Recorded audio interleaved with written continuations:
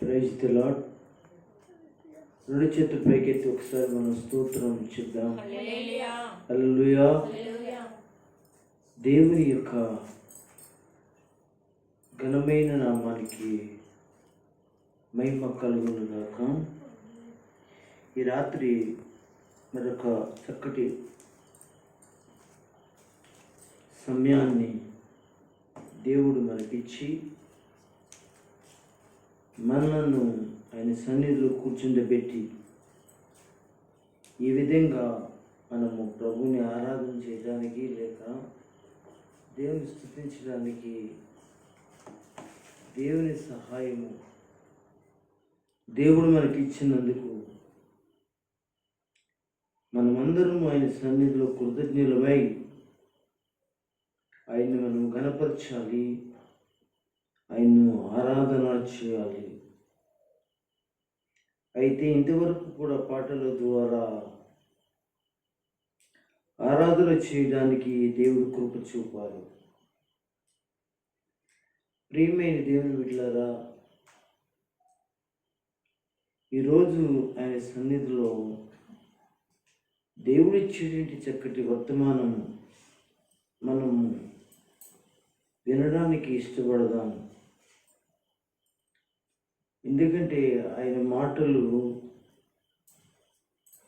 ఎంతో ఆశీర్వాదకరమైనవి తెలుసు కనుక ఆశీర్వాదకరమైనటి ఆయన మాటలను మనం వినడానికి ఇష్టపడదాం. కనుక అందరూ కూడా బైబిల్ తెరిచి సమూయేలు మొదటి గ్రంథం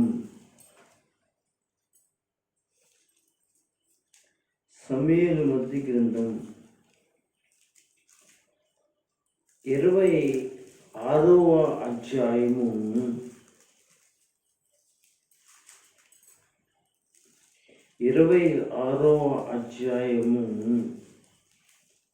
25వ వచనాన్ని చదవండి. అందుకు సౌలు దావీదా, నాయనా నీవు ఆశీర్వాదమును పొందుదువుగాక,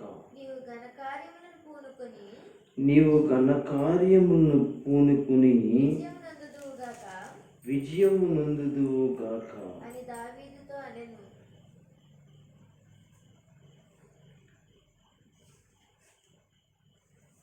అని దావీదుతో అనెను. అప్పుడు దావీదు తన మార్గమున వెళ్ళిపోయెను. సౌలు తన స్థలమునకు తిరిగి వచ్చెను. చాలు. ప్రియ దేవుని సంగమా, దేవుని సన్నిధిలో చదువుకున్నది ఈ లేఖన వాక్యంలో ప్రభు ఏం మాట్లాడుతున్నారు అంటే, ఏమి రాయించి ఉంచారు అని అంటే, ఈ సమూయేలు మొదటి గ్రంథం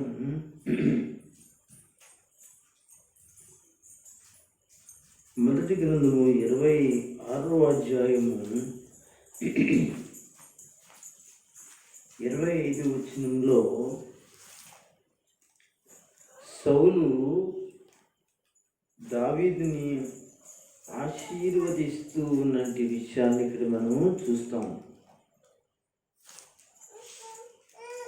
ప్రియమైనటి దేవుని బిడ్డలారా, గమనించండి. నీకు ఆశీర్వాదము కావాలి అంటే, నీకు ఆశీర్వాదం చేత నువ్వు ఉంచబడాలి అని అంటే అనే అంశం మీద ఈ రోజున మనము కొన్ని సంగతులను మనము నేర్చుకోబోతూ ఉన్నాము. అయితే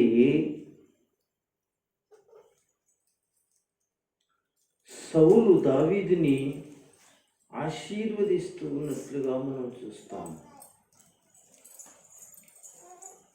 గమనించండి, దీనికి ముందు అధ్యాయంలో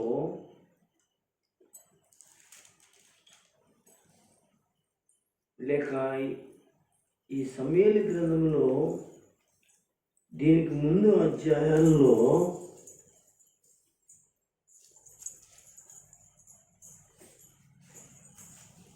సౌలు దావీదును పగబట్టాడు.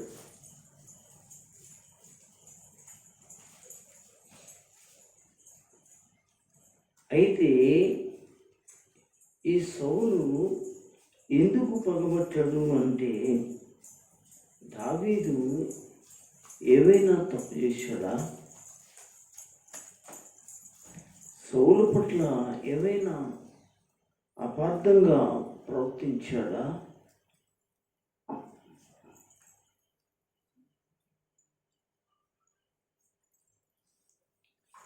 సౌలు పట్ల అమానుషంగా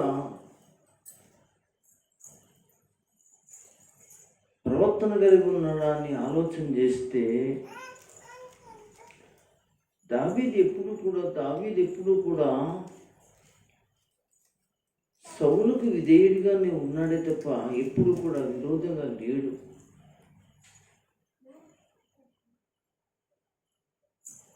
ఎప్పుడూ విరోధంగా లేడు.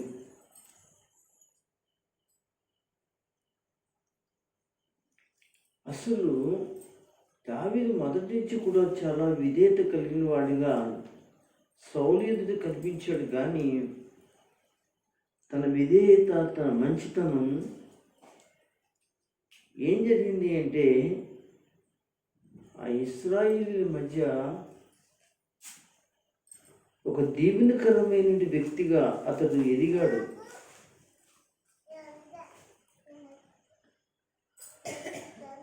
ఎదగటమే కాదు కానీ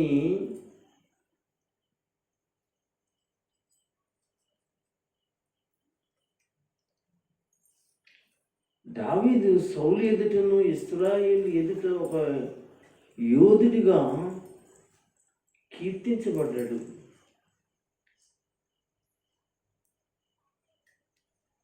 ఇదంతా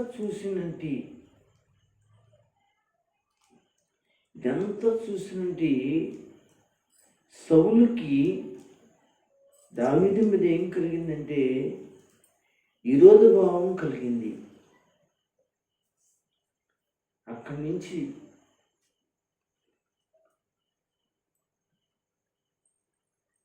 దావీదును చంపాలని ఆలోచన కలిగి ఉన్నాడు.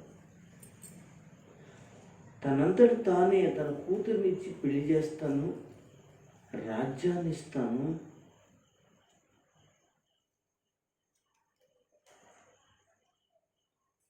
అని సౌలు తానే మాట్లాడటం జరిగింది.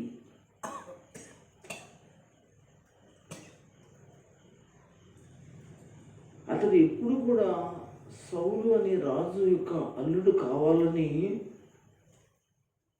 అనుకోలేదు. కానీ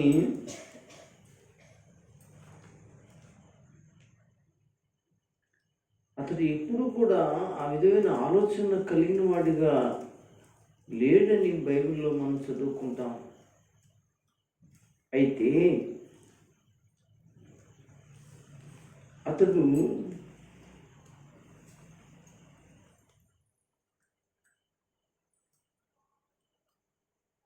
ఏం చేయబడ్డాడు అంటే కీర్తించబడ్డాడు.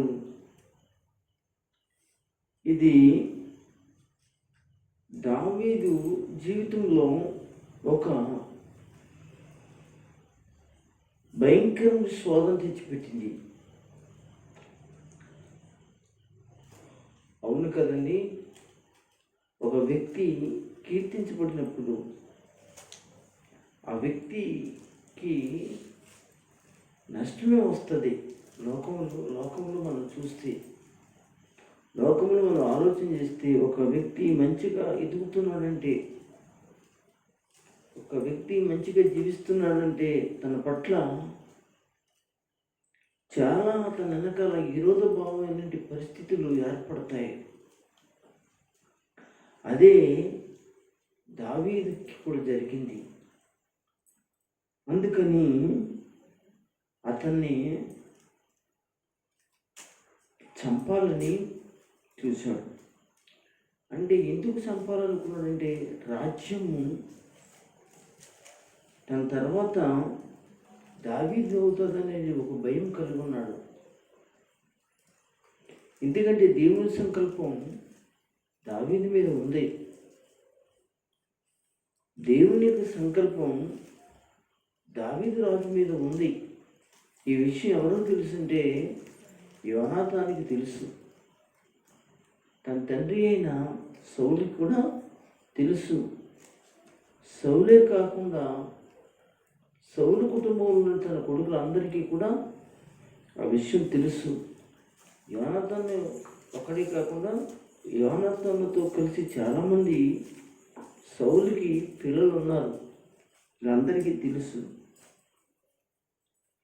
అయితే యోనాతాన్ అయితే దావీదంటే విపరీతమైన ప్రేమ కలిగిన వాడు కనుక తన తండ్రి చాలాసార్లు చంపేస్తాడు అనే పరిస్థితి వచ్చినప్పుడు యోనాతాను అతను తప్పిస్తూ ఉండేవాడు. ఇలా తప్పించినటువంటి విషయంలో దూరంగా పారిపోవటం జరిగింది దావీదు. ఆ టైంలో దావీదు ఎక్కడో ఉన్నాడని చెప్పి ఇశ్రాయేలీల దేశాలలో ఎక్కడైతే ఉన్నాడో ఎతకడం ప్రారంభించాడు. దావీదుని ఎలాగా తోడుతున్నాడంటే భయంకరంగా తోడటం ప్రారంభించాడు.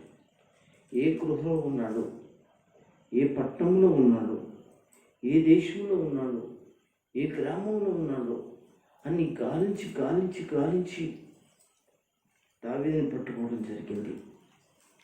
అయితే అతనికి ఒక సమాచారం వచ్చింది. ఎవరికంటే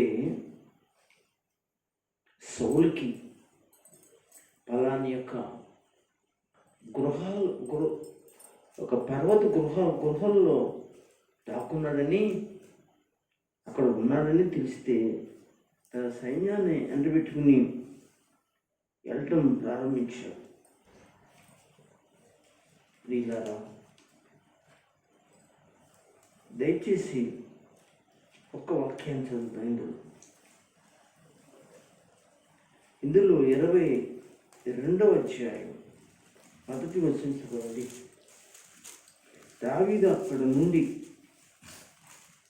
బయలుదేరి చదవండి. అద్దుల గృహాలలోనికి పోగా అతని తండ్రి ఇంటి వారందరూ ఆ సంగతి విని అతని యొద్దకు వచ్చిరి. అది అయితే ఇక్కడ మనకి దావీదు సౌలు దగ్గర నుంచి తవరబడుతున్న పరిస్థితుల్లో దాక్కోవటం జరిగింది. 26 మధ్య వచనం కూడా చదువుతాం. అంతటా గిబియోలో వచ్చి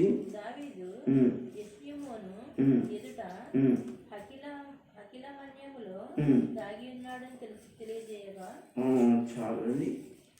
ఇలాగ ఈ సమాచారం తెలిసిన తర్వాత అతన్ని తరుగుతూ ఉన్నాడు. పలానా చోట ఉన్నాడని పడిపోతావు కనుక అతను పట్టుకుని చంపుదామని చెప్పేసి రావటం జరిగింది. అయితే దావీదు చంపాలన్న సౌలు రాత్రి సౌలు చేతిలో నుంచి తప్పించుకుని ఉన్నాడు. అయితే ఆ రాత్రి సౌలును చంపవలసిన పరిస్థితిలో దావీదుకి అవకాశం కలిగింది. అప్పుడు ఎంత మాత్రం కూడా చంపలేదు, కానీ అవకాశం వచ్చినా చంపడానికి కుదరలేదు. కానీ కొన్ని ఆనవాళ్ళు తన దగ్గర నుంచి ఆ రాత్రి తీసుకుని వెళ్ళాడు. తెల్లవారిన తర్వాత పర్వతం మించి, నేనేం చేశాను సౌలు రాజా, నేనేం తప్పు చేశాను, కానీ నిన్న రాత్రి నువ్వు నా చేతికి దేవుడు అప్పగించాడు, కానీ నేను చంపలేదు. ఇదిగో ఆనవాళ్ళు అని చెప్పి తన యొక్క వస్త్రపు సింగుని, అలాగే అతను తాగేది వాటర్ బుడ్డిని, నీ దగ్గర నుంచి నేను దొంగిలించుకొచ్చాను, నిన్ను ముట్టుకోలేదు, నువ్వు అభిషేకించబడిన వాడు కనుక నిన్ను ముట్టుట దైవచిత్తం కాదని చెప్పినప్పుడు 26వ అధ్యాయంలో 25వ వచనంలో మాట్లాడిన మాట ఏంటంటే మనం ఇందాక చదువుకున్నాం. ఆ మాట చదవండి. అందుకు సౌలు, దావీదా నాయన, నీవు ఆశీర్వాదం పొందునుగాక, ఆశీర్వాదము పొందుదుగాక, నీవు ఘనకార్యములను పూనుకొని విజయం పొందుదుగాక అని దావీదుతో అనెను. అప్పుడు దావీదు తన మార్గమున వెళ్ళిపోయాను, సౌలు తన స్థలమునకు తిరిగి వచ్చెను. దేవునికి స్తోత్రం. అప్పుడు పలుకుతున్నది మాట ఇదండి. దావీదు ఎంత ఉన్నతమైన సానుభూతి కలిగిన వాడో మనకు కనబడుతుంది. అలాంటి సానుభూతి కలిగిన వాడిని చంపడానికి ప్రయత్నించానని చెప్పేసి సౌలు ఏం చేస్తాడంటే తన మనసు మార్చుకుని దావీదును ఆశీర్వదించడం ప్రారంభించాడు. మనము చెప్పుకున్నాం, నీకు ఆశీర్వాదము అనేది కావాలి అంటే నువ్వేం చేయాలి,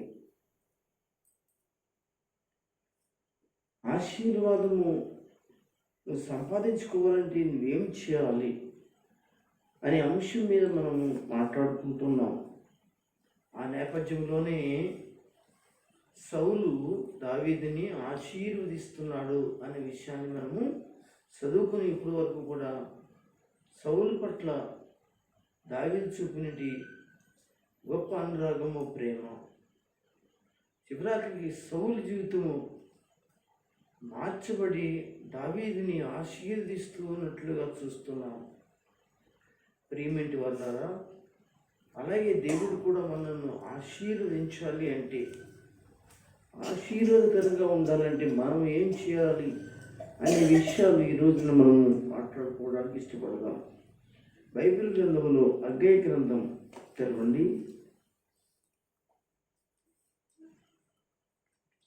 హగ్గయి గ్రంథం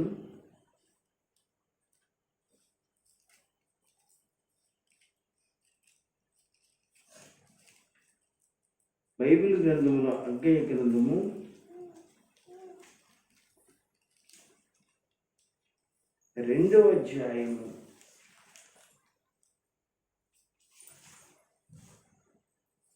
18-19 వచనాలు చదవండి. మీరు ఆలోచించుకుని ఇంతకు ముందుగా 9వ నెల అనగా యెహోవా మందిర పునాది వేసిన నాటి నుండి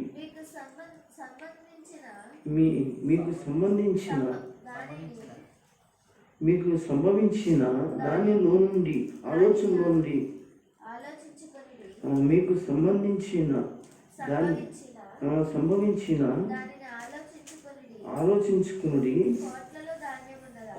కొట్లలో ధాన్యము ఉన్నదా, ద్రాక్ష చెట్లైనను, అంజూరపు చెట్లైనను, దానిమ్మ చెట్లను, ఒలివ చెట్లను ఫలించకపోయింది కదా. అయితే ఇది మొదలుకొని దేవునికి స్తోత్రం. గమనించండి, నీకు ఆశీర్వాదం కలగాలి అంటే సౌలుతో సౌలు దావీదుతో చెప్పినట్లు నువ్వు ఘనకార్యములు పూనుకుందువు, విజయం నొందుదు, ఆశీర్వాదకరముగా ఉండు అని మాట్లాడినట్లుగా దేవుడు మీతో ఈ రాత్రి ఏం చేస్తే మీరు ఆశీర్వాదకరంగా ఉంటారు అని అంటే దేవుని పనిని చేయాలి. దేవుని పని చేసిన వాళ్ళు ఎవరు కూడా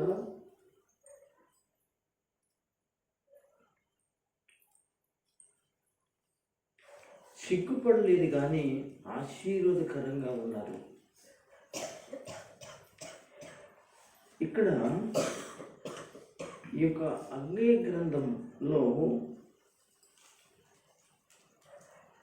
ఇశ్రాయేలీలు బాబేలు దేశం నుంచి బబులోను దేశం నుంచి తిరిగి వచ్చిన తర్వాత ఎక్కడికి యెరూషలేముకి వచ్చిన తర్వాత దేవుని మందిరము పని మర్చిపోయి దేవుని యొక్క పని విషయంలో వాళ్ళు చాలా నిర్లక్ష్యంగా ఉన్నారు. ఈ విషయాలన్నీ కూడా మనకి అర్థం అవ్వాలంటే ఎజ్రా గ్రంథం చదివితే మనకి అర్థమవుతుంది. వాళ్ళు ఎవరికి వాళ్ళ సొంత ఆలోచనలతో ఉండిపోయారు, ఎవరికి వాళ్ళ సొంత ఉద్దేశంతో ఉండిపోయారు. వాళ్ళు దేవుని పని మర్చిపోయారు. వాళ్ళు ఎంతకాలం మర్చిపోయారు? చాలా కాలం మర్చిపోయారు. ఎజ్రా వచ్చి, జెరుబ్బాబెలు వచ్చి, యెహోషువ వచ్చి, తర్వాత నెహెమ్యా వచ్చి, వీళ్ళందరూ వచ్చిన తర్వాత మళ్ళీ ఆ ఇశ్రాయేలీయులను మళ్ళీ బలపరిచి ఉజ్జీవపరిచింది, కానీ వాళ్ళు వచ్చిన పని ఏంటో మర్చిపోయారు. అప్పుడు ఆ టైంలోనే హగ్గయి ప్రవక్త ప్రవచనాలు చెప్పడం జరిగింది. అప్పుడు వీళ్ళు ఎందుకు దీవించబడతలేదు, ఎందుకు ఆశీర్వించబడతలేదు అనే విషయాన్ని వాళ్ళు అప్పటికి పరిశుద్ధాత్మ దేవుడు వాళ్ళకి బయలుపరిచాడు. ఎందుకు ఒలివ చెట్లు, ద్రాక్ష చెట్లు వాళ్ళకున్నటి పంటలు పండట్లేదు, అసలు ఆశీర్వాదకరంగా వాళ్ళ పిల్లలు ఉండట్లేదు, దీవెనకరంగా వాళ్ళు ఉండట్లేదు. కనుక ఆ రోజున దేవుడు జకర్యాను, అగ్గయాను వీళ్ళందరినీ కూడా ఆత్మచేత నింపి వాళ్ళ మధ్యకు తీసుకుని వచ్చి గద్దించడం ప్రారంభించాడు, మాట్లాడటం ప్రారంభించాడు. మీరు సరం వేసుకుని ఇళ్లలో ఉంటారు, మీరు పంటలు పండిస్తారు, కానీ మీకు ఎట్టి పరిస్థితుల్లో ఆశీర్వాదకరంగా మీరు ఉండరు. ఎందుకంటే మీరు వచ్చిన పని మర్చిపోయారు అని చెప్పగా తిరిగి వాళ్ళందరూ కూడా ఆ పనిని జ్ఞాపకం చేసుకుని మళ్ళీ ఈ విషయాన్ని 19వ వచనంలో చెప్పారు. కొట్లలో ధాన్యం ఉన్నదా, ద్రాక్ష చెట్లైనను, అంజూరపు చెట్లైనను, దానిమ్మ చెట్లైనను, ఒలీవ చెట్లైనను ఫలించకపోయిను కదా. అయితే అర్థం అయితే ఎందుకు అయితే ఇక్కడ ఉంచండి. 18వ వచనంలో మనకు చెప్పిన మాట మీరు ఆలోచించండి. ఇంతకు ముందుగా 9వ నెల అనగా పునాది వేసారే కానీ, మందిరం పునాది వేసారే కానీ అది కట్టడం అనేది ఆఫ్ చేసేసారు చాలా సంవత్సరాలు. మీకు ఏం సంభవించింది? తినటానికి, ఉండడానికి. ఇలాగ ఒకటి కాదండి, ఈ ప్రవక్తల గ్రంథాలను జాగ్రత్తగా పరిశీలన చేస్తే చాలా విషయాలు మాట్లాడటం జరిగింది. కనుక ప్రియమైన దేవుని బిడ్డలారా, మనం జాగ్రత్తగా పరిశీలన చేయాలి. చదువుదాం. 1వ అధ్యాయం మొదటి వచనం చదవండి.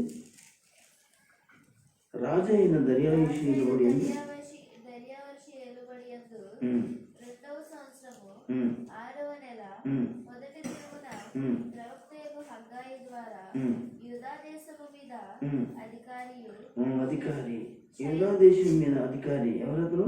షయల్తీయేలు కుమారుడనైన జెరుబ్బయలునకును ప్రధాన యాజకుడును యెహోజాదాకు కుమారుడైన యెహోషువకును యెహోవాకు ప్రత్యక్షమై ఇలాగ సెలవిచ్చెను, సైన్యములకు అధిపతియగు యెహోవా ఆజ్ఞ ఇచ్చినదేమనగా. అవును కదా, సమయం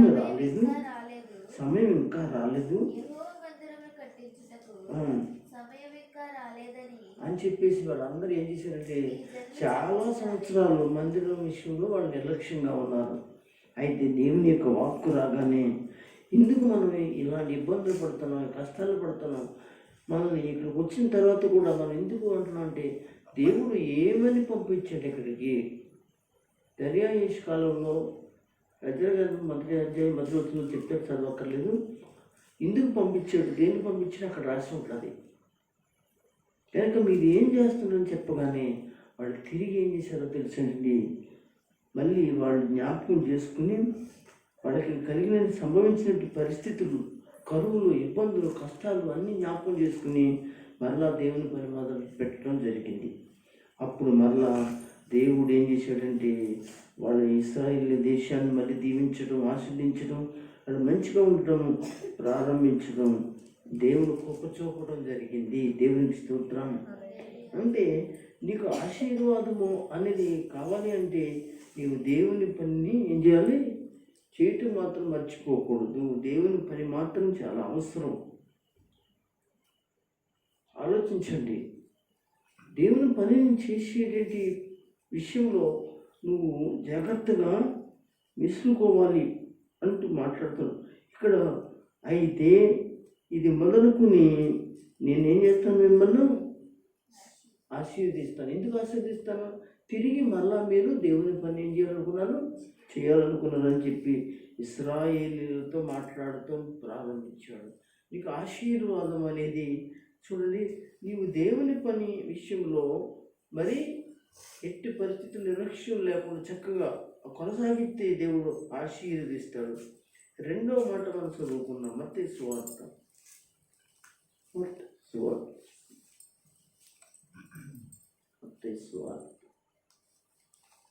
14వ అధ్యాయం 14వ అధ్యాయం ఒక నిమిషం.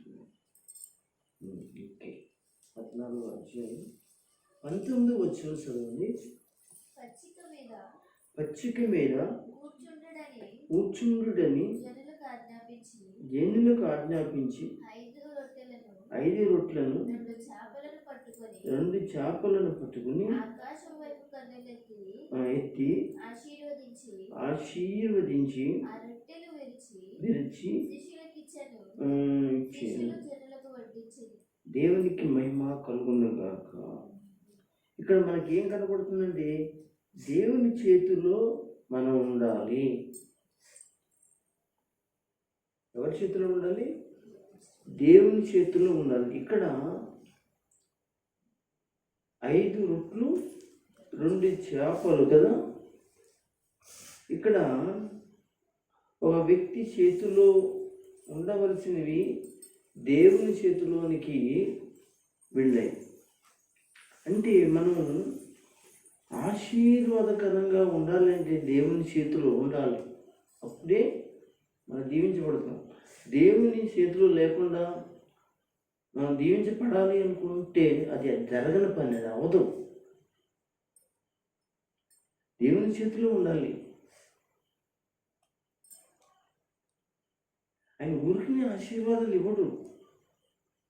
ఊరికి ఎందుకు ఇస్తాడు ఆయన ఆశీర్వాదాలు? నువ్వు దేవుని చేతిలో ఉండాలి.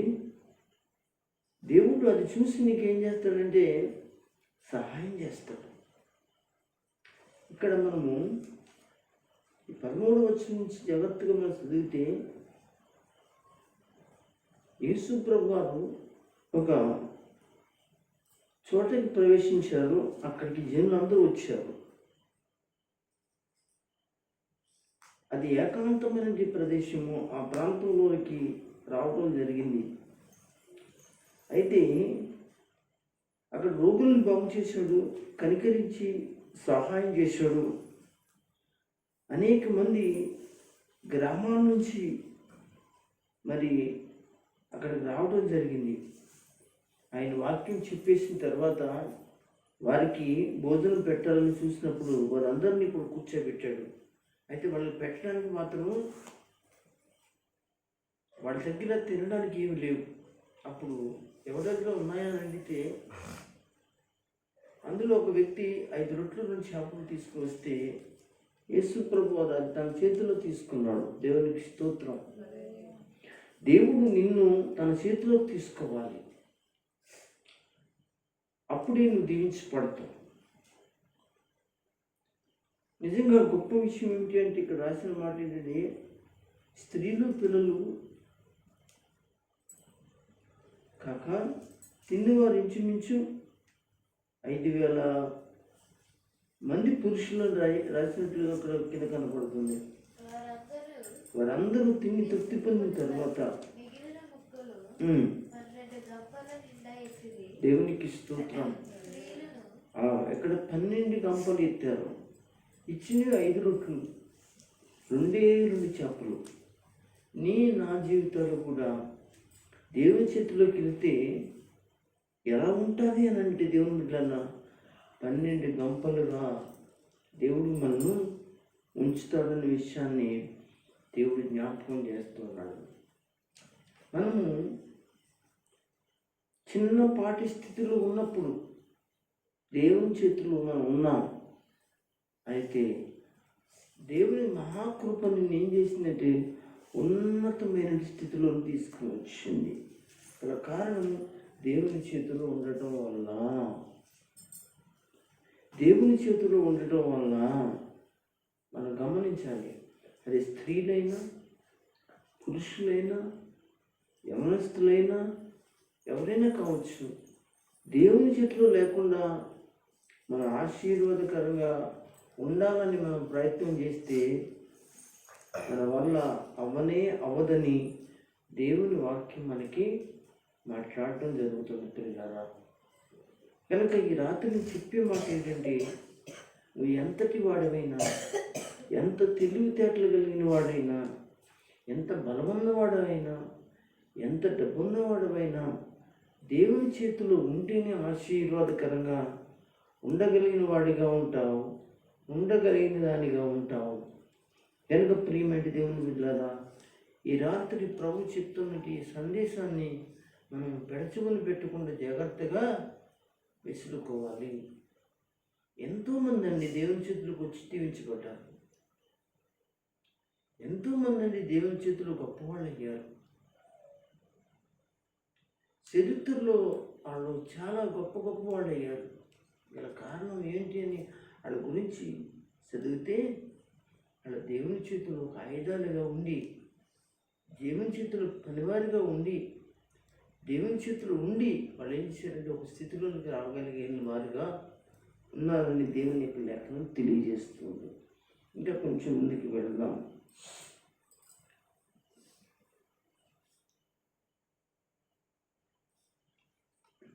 గలతీయులకు రాసిన పత్రిక చూద్దాం.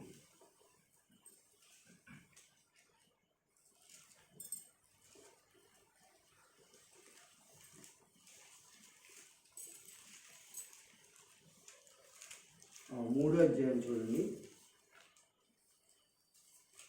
3వ అధ్యాయము 8వ వచనం చదువుతారా? దేవుడు విశ్వాసం మూలంగా అన్ని జనులను నీతిమంతులుగా తీర్చునని నీతిమంతులుగా తీర్చే లేఖను ముందుగానే చూసి నీ యందు అన్ని జనులందరూ ఆశీర్వదించబడుదురు అని అబ్రహామునకు సువార్తను ముందుగా ప్రకటించాను. కాబట్టి విశ్వాస సంబంధులే విశ్వాస మూలముగా అబ్రహాముతో కూడా ఆశీర్వదింపబడుదురు. దేవునికి స్తోత్రం. అంటే ఇక్కడ 4వ మాట ఏమిటంటే దేవుని బిడ్డలను ఆలోచన చేస్తే విశ్వాస సంబంధమైన లేక విశ్వాస సంబంధం అయి ఉంటే అబ్రహాము ఎవరు అంటే విశ్వాసి, విశ్వాసులకు తండ్రి అని బైబిల్ చెప్పింది. అయితే ఈ అబ్రహాము దగ్గరికి ఒక వార్త వచ్చిందంటండి. అది ఏ వార్త అంటే అన్యజనులు నీ వలన ఆశీర్వదించబడతారు అబ్రహామా అని చెప్పడం జరిగింది. ఇవన్నీ ఎక్కడ ఉంటాయంటే ఆదికాండం 12వ అధ్యాయంలో ఉంటుంది. ఇప్పుడు తీసుకునేది పని ఏం కాదు మనకి. నీ వలన ఏం చేయబడుతుందంటే మొత్తం నీ వలన ఆశీర్వదించబడతారు అంటే మనం ఏం అర్థం చేసుకోవాలి ఇక్కడ అంటే విశ్వాస సంబంధమైన ఈ విశ్వాస సంబంధి అయిన వారు ఎవరైతే ఉన్నారో వారి విశ్వాసాన్ని బట్టి మనం కొనసాగిస్తే మనకేం కలుగుతుందంటే ఆశీర్వాదం కలుగుతుంది అని ఇక్కడ ఒక వార్త దేవుడు ప్రకటిస్తాడు. అదే దేవుడు విశ్వాస మూలము అన్యజనులు నీతిమంతులుగా తీర్చునని లేఖనము ముందుగా చూచి నీ యందు అన్యజనులు అందరూను ఆశీర్వదింపబడుదురు అని అబ్రహామునికి సువార్త ముందుగానే ప్రకటించాను. దేవునికి మహిమ కలుగును గాక. అంటే ఇక్కడ నువ్వు ఆశీర్వదించబడడానికి విశ్వాస సంబంధి అయి ఉండాలి. విశ్వాస సంబంధి అయి లేకపోతే నీకు ఆశీర్వాదం లేదు. నీ విశ్వాసాన్ని పాడు చేసుకోకూడదు. నీ విశ్వాసాన్ని దేవుల్లో కొనసాగించుకోవాలి. అలాగే అబ్రహాముతో దేవుడు అంటాడు, నీ వల్ల నీ విశ్వాసం వల్ల ఏం జరుగుతుందంటే అన్యజనులు ఆశీర్వదించబడడానికి కారకుడుగా నువ్వు ఉండబోతున్నావు అని చెప్పాడు. కనుక నువ్వు ఆశీర్వాదముగా ఉండడానికి దేవుని వాక్యం ఏం చెప్పింది అంటే దేవుని బిడ్డలారా, దేవుని యొక్క పని నువ్వు చేస్తే ఆశీర్వదించబడతావు. రెండోది దేవుని చేతిలో ఉండాలి. మూడోది విశ్వాస సంబంధి అయి ఉండటం నేర్చుకో. అప్పుడు నీ జీవితంలో ఒక గొప్ప దీవెన చూస్తావని, ఆశీర్వాదం చూస్తావని, దేవుని కృపను చూస్తావని లేఖనం తెలియజేస్తుంది కనుక అలా ఉండుము. దేవుని యొక్క పంపించేటువంటి దేవుని ఆశీర్వాదాలు పొందుము. దేవుడు ఈ మాటలు మా అందరి ఎన్నికల్లో ప్రభు ఆశీర్వదించును గాక. ఆమేన్.